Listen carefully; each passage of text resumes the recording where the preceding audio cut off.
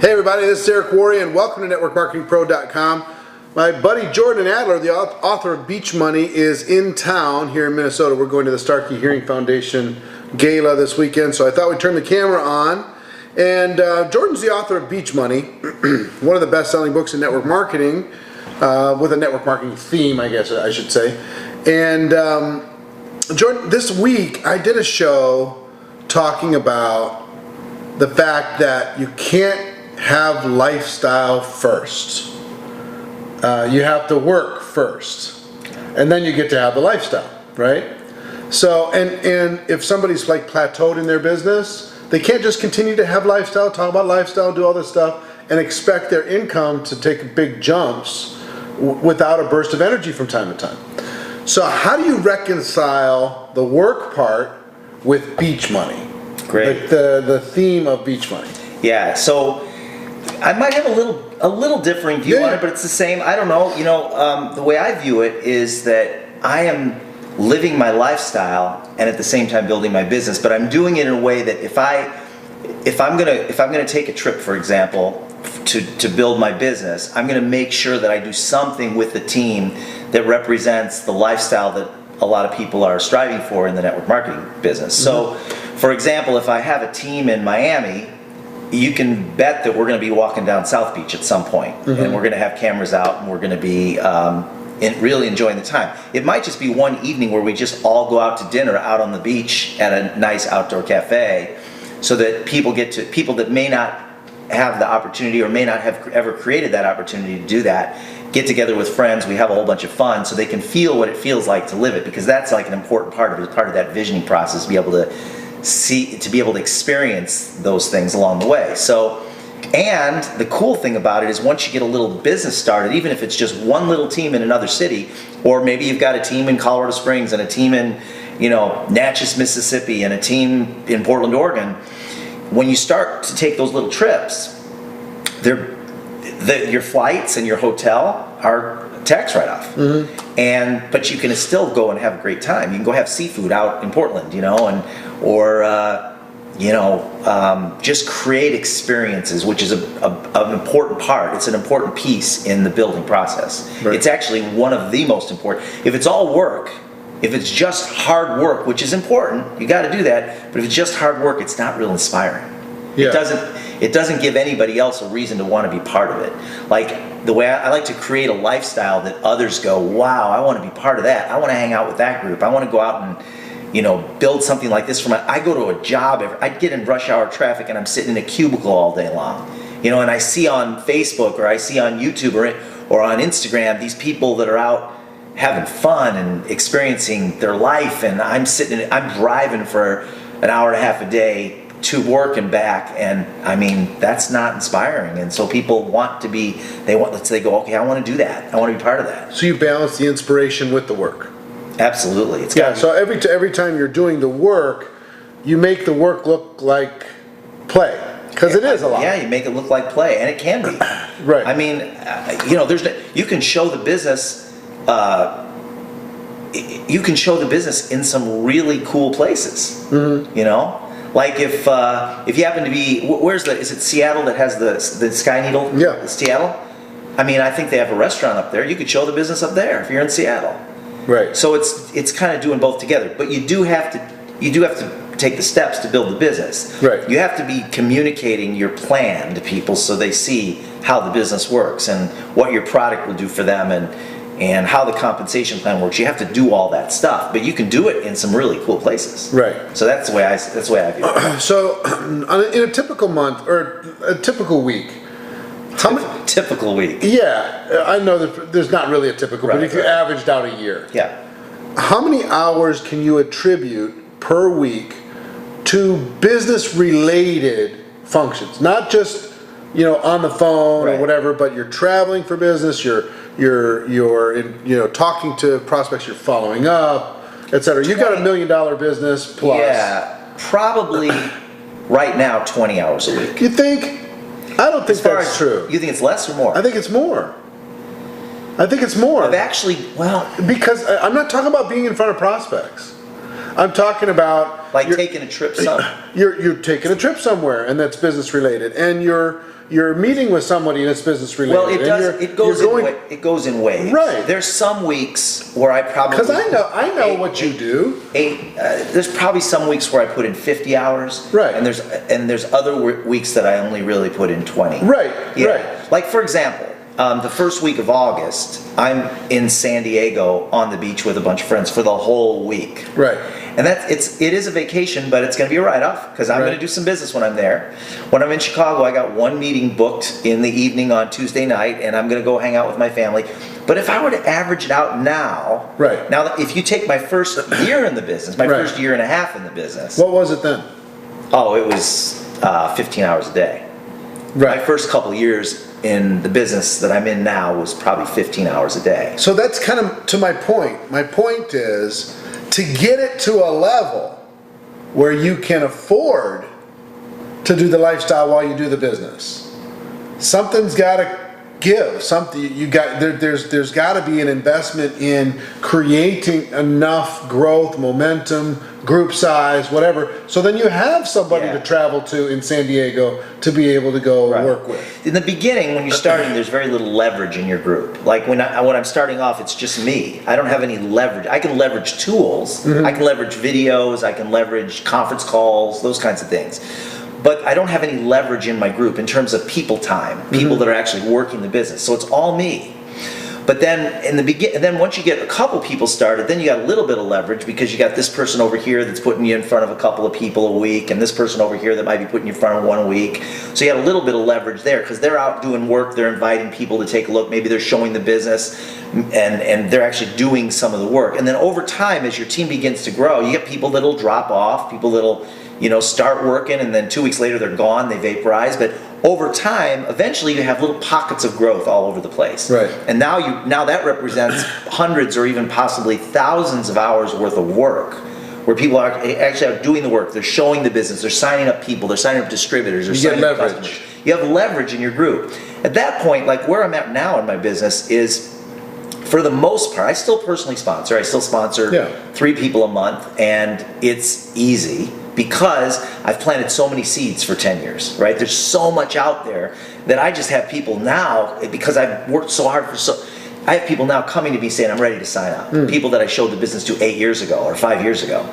But today, what I've got somebody in Atlanta, Georgia that says, if you come out here and I put a bunch of guests in the room, will you come do a meeting for me? And then I have somebody 2 days later in Houston that wants to do the same thing, and somebody the next week that wants to do one in Chicago. So now they're out working, putting all these people together, and I just show up and we do a presentation and then do a little bit of training. So I'm popping from city to city doing that. What do you say to a person? Because I remember when I was getting started, I couldn't get duplication. Yeah. For 3 years. I mean, I would add people and I'd drop them, I'd add them and drop them, and I couldn't get any leverage in my business. So hearing your story might be inspirational, but it might also be a little bit discouraging. Absolutely. Because it's like, well, yeah, cool for you. You get to bounce around, go from beach to beach and present here and there, but I don't have any leverage in my business. What advice do you have for the audience that doesn't have leverage right now, that needs it? So it's almost like, you've probably heard the saying that if you want things to change, you have to change, right? So I think a lot of it has to do with how well you are able to be a disseminator of the dream and the vision with the people that are joining your business, even if it's just a few. And that's leveraging tools. That's leveraging the promise of network marketing. So in the beginning, it has to start with you. And so, for example, if you have access to books that are specific books that do a great job of helping people to see the possibilities of what network marketing could do for them, to make sure that gets into your group, whether your group is one person or a few hundred or thousands, it's your job to disseminate that into the group, as well as put them on conference calls. Make sure that they know about GoPro, and make sure that they're on the website so that they can hear videos from different leaders that have created amazing lifestyles.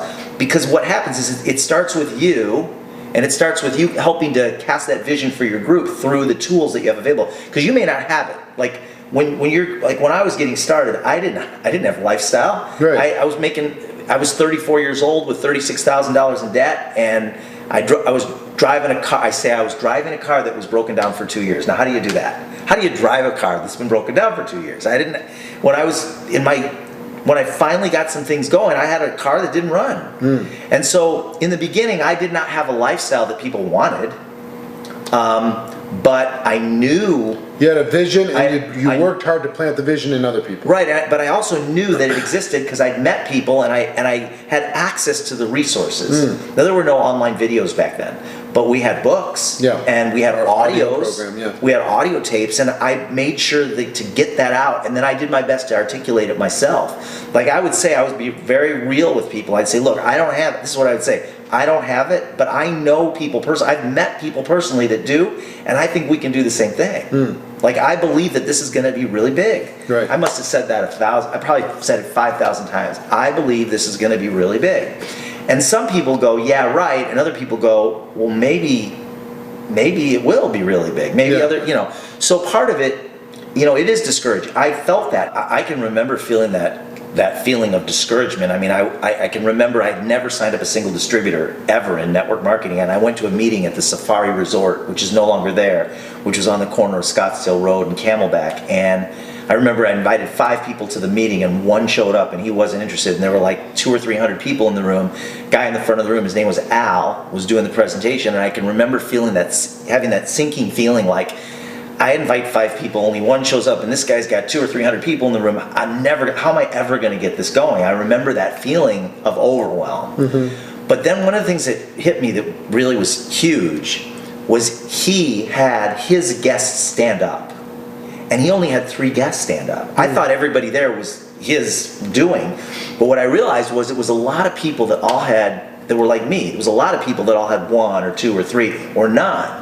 It was a lot of people, and a lot of those people weren't even connected to him. They were invited by other people.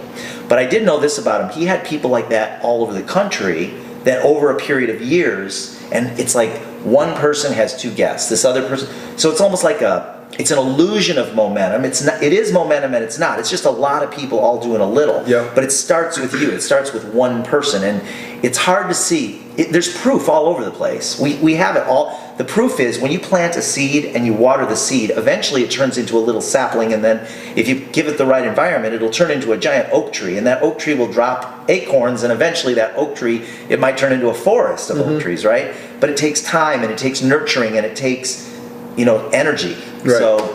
So what I realized in that meeting was that this guy had lots of people doing a little, but it started with him signing up one person. Right. Just like plant a seed. Let me see if I can kind of summarize all this. If you're struggling, if you're discouraged, if you don't have momentum, if you don't have leverage, I think what Jordan said is really helpful, which is work to instill in yourself and in your team, no matter how small it is, belief in the vision of network marketing, of your company, of the bigness of what it's going to be, how big the group is going to be. Books like Beach Money, books like GoPro, like The Rise of the Entrepreneur DVD is a great belief building tool. The videos here on Network Marketing Pro, or wherever, the stories. Putting those stories, if there's an article in a newspaper that validates what it is that we're doing, share that with them. If it's a story that you hear about somebody that shows that people from every walk of life are having success in network marketing, share that with them. And over time, that belief will build enough that they'll do a little bit more. Yeah. And a little bit more, and pretty soon you have more people doing a little bit, and it starts to build into momentum, okay? So that's the first lesson. The first lesson to get leverage is transfer belief into your organization, even if it's just one person, even if it's just yourself, by feeding yourself with encouraging, positive, visionary, inspiring stories. Okay? That's number one. Number two is, in order to get to the lifestyle, like you said at the beginning of your career when you were working hard, you got to put in some effort in order to be able to drop more acorns than the ground can wash away. Yeah, and let me put this into perspective. Yeah. It may be in the beginning that you decide that you're going to show it 1 to 3 times a day. And if you're busy, if you've got kids, if you've got a family, if you've got a job, you can still show up 1 to 3 times a day. That's just dropping 3 seeds. Drop, right. drop, drop. Right. And it's not just mentioning to somebody, but it's actually setting up in advance 3 opportunities a day, whether it's, if you've only got a half hour a day to do it, make it 10-minute segments. But whatever it is, to consistently every day show it 1 to 3 times. For a period of time until you have new people joining your team on a regular basis, until you've got some energy moving through your group where you've got. But if you're doing it by mentioning it to 1 person a day and showing it once a month, that's not enough to get it started. Right, it's 1 seed here and there. Yeah. You don't even know you're dropping it on the sidewalk, and you can't Yeah. find its way to dirt. You Right. just don't know. But if you drop enough, you throw enough matches, you're going to start a fire. Yeah. Right? You throw enough, eventually something's going to catch. Yeah. So number 1 is your job to create momentum and belief is to transfer that vision into your group or yourself, even if it's small. Number 2 is 1 to 3 times a day to build momentum. Create those opportunities for a seed to be able to find soil. That's your job. Your job, like the seed and the sower, the biblical parable, the sower kept sowing his seed. He kept the planting. And some fell on good ground, some fell on bad ground, but that wasn't his job. His job was just to plant. That's what we do in order to be able to build momentum. And then the third part of the story is, as you're building, find a way to make it fun. Right. Find a way to, go somewhere interesting. Find a way to take a picture somewhere at some landmark. Find a way to take a break from the work for a second and go walk on the beach with somebody. Or have a pizza party. Yeah. And invite friends. One of the things I love to do, I haven't done this in a while, but I did it for a long time. Every single month, wherever I was, I'd invite a whole bunch of friends. I had my network marketing friends there, and I had my non-network marketing friends there. And I didn't come with an agenda to talk about network marketing, but I had 10 network marketing people at a Mexican food restaurant, and they all invited their friends, and it wasn't a bait and switch. We weren't going to talk about network marketing, but it always comes up. It just happens, yeah. It always comes up. So every time I did this, we'd end up with a few new distributors just because they'd be sitting next to people. It wasn't a strategy. We weren't doing it to get distributors. It was just a bunch of people getting together for Mexican food, but the conversation always comes up. Right. Yeah. Well, that's a pretty good formula for beach money, in my opinion. 1, transfer belief to yourself and to your group. 2, plant on a daily basis until you get enough momentum that other people are planting on your behalf, on your organization's behalf, and you start to build leverage. And 3, find a way to have fun while you're building. So hope you have value from that. We're going to get ready for this gala event, this big celebrity VIP hangout. They don't know that we're celebrities, and we're going to show up at the party too. So anyway, it'll be a good time. Until next time, ladies and gentlemen, my wish for all of you is that you decide to become a network marketing professional, that you decide to go pro, because it is a stone cold fact that we do have a better way. Now let's go tell the world. Everybody have a great day. See you tomorrow. Take care. Bye-bye.